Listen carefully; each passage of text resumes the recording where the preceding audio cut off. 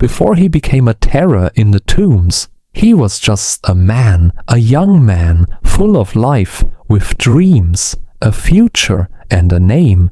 People once knew him. He had a place in society, a voice, a purpose. But somewhere along the way, something changed.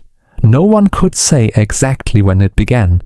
Maybe it was gradual, a whisper of darkness, a crack in his soul that slowly grew wider, until one day, the man they once knew was gone, and in his place was someone else. Now, he lived among the tombs, in a place called Gadara, in the region of the Gerasenes, near the Sea of Galilee. He no longer walked with people, he lived among the dead. They tried to restrain him, chains, shackles, anything to control him, but nothing worked. He would tear the chains apart, as if they were nothing, break the iron from his feet like it was clay. No one was strong enough to hold him, night and day. His voice echoed through the hills, through the caves, through the silence of the graves, crying out, screaming, cutting himself with stones, a man in constant torment, a soul in pieces, and over time he lost more than his peace. He lost his identity. No one called him by his real name anymore. That name was forgotten. Now they called him something else, the madman, the outcast, the possessed. Even the madmen would have looked at him and called him mad. That is what he had become, a living warning, a shadow of who he used to be. But everything changed the moment Jesus arrived. When Jesus stepped out of the boat onto the shore, the man saw him, and something inside him reacted. He ran, not with peace, but with desperation. And he fell on his knees before Jesus, crying out with a loud voice, "What do you want with me, Jesus, Son of the Most High God? In God's name, don't torment me."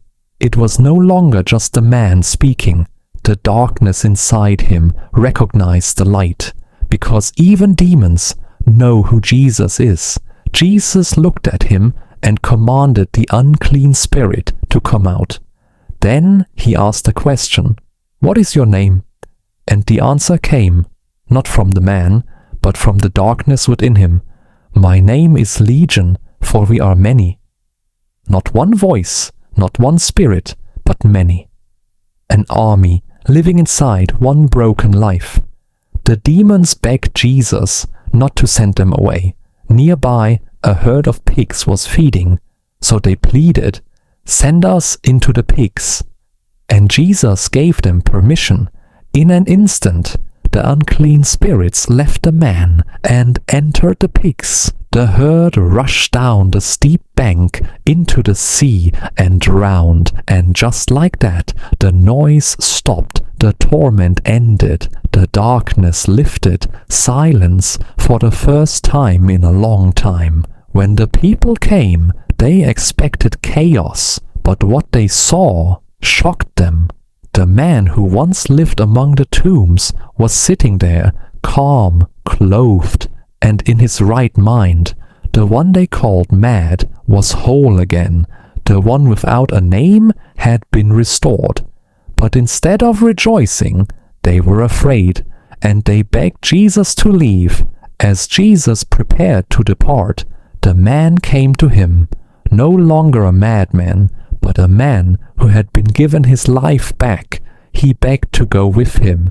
But Jesus said, "Go home to your own people and tell them how much the Lord has done for you and how he has had mercy on you." And so he went through the cities telling his story, not as a madman, but as a testimony. The man who once lived among the dead now carried a message of life. And his story reminds us that no one is too far gone. No identity is beyond restoration. No darkness is too deep. Because when Jesus steps in, he doesn't just heal you, he gives you back your name.